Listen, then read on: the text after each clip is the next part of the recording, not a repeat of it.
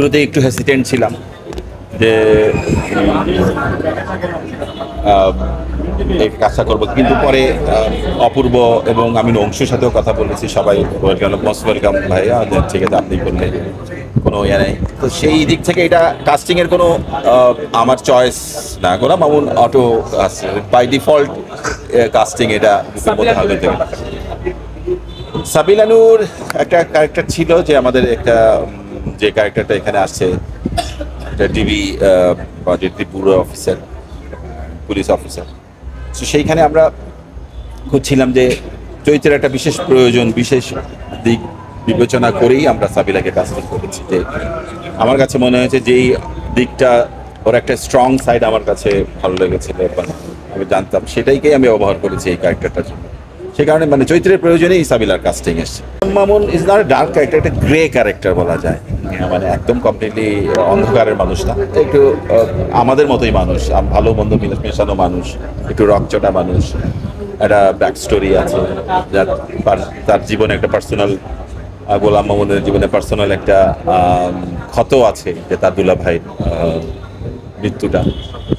তো অপূর্ব এই ধরনের আমার রোমান্টিক কাজ যাই করি, বা আমি রোমান্টিক বা ড্রামা যেই জনরাতেই অপূর্বর সাথে কাজ করেছি, আমার আন্ডারস্ট্যান্ডিং খুব ভালো। ওর সাথে আমার কাজের শুরু রমিজের আয়না দিয়ে, ওটা একটা ড্রামা জনরার কাজ ছিল।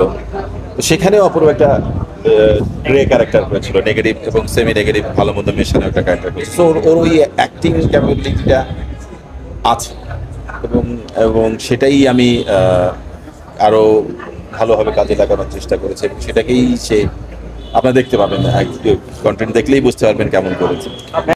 সবগুলাই মানে আমি কাজটা আনন্দ না পেলে করি না, আমার নিজের যতক্ষণ পর্যন্ত ভালো না লাগে নিজেকেই আগে তুষ্ট করতে চাই, দর্শককে না। আমি নিজে যখন এঙ্গেজড হই, আমি যখন এটাতে নিজেই বুঝি যে আমি হুকড, আমি এর ভেতরে ঢুকে আছি, তখন আমার বিশ্বাস জন্মে যে দর্শকের ভিতরে ঢুকে থাকবে। সো আমি যখন যে প্রজেক্ট করি সেই প্রজেক্টটাতেই নিজেকে সম্পূর্ণভাবে ইনভলভ করেই কাজটা করি। সো দুইটাই রোম্যান্টিক অ্যান্ড থ্রিলার, দুটোই ইউজ করি। আমি সব ধরনের কাজ কিন্তু করি না।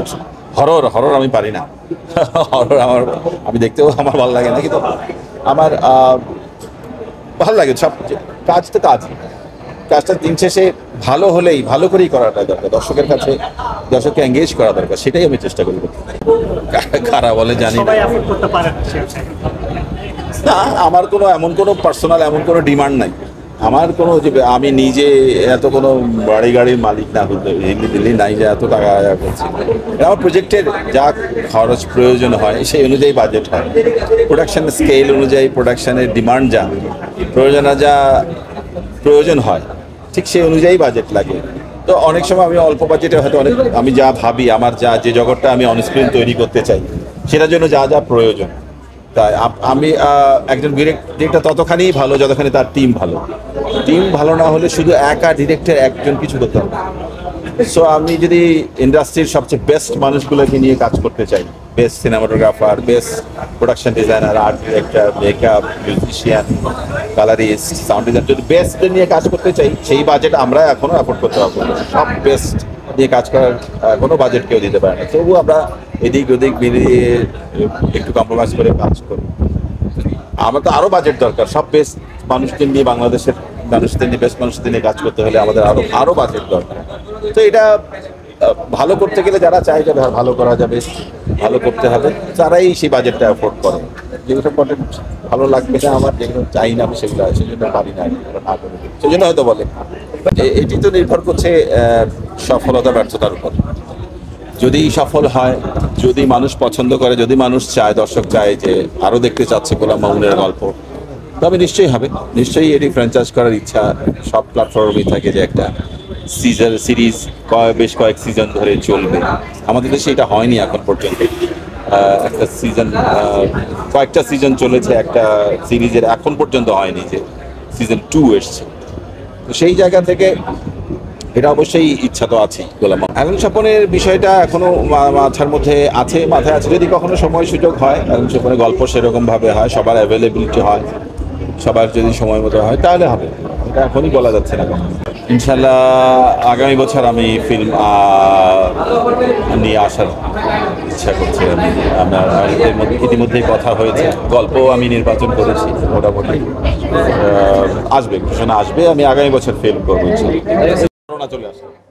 করোনা চলে আসার পরে এরপরে আমি কয়েকটা প্রজেক্ট ভেবেছিলাম, কিন্তু এর মধ্যে আবার ওটিটিতে এমনভাবে ফ্লাশ করে আমি ইনভলভ হয়ে গেলাম, একের পর এক ওয়েব ফিল্ম করেছি।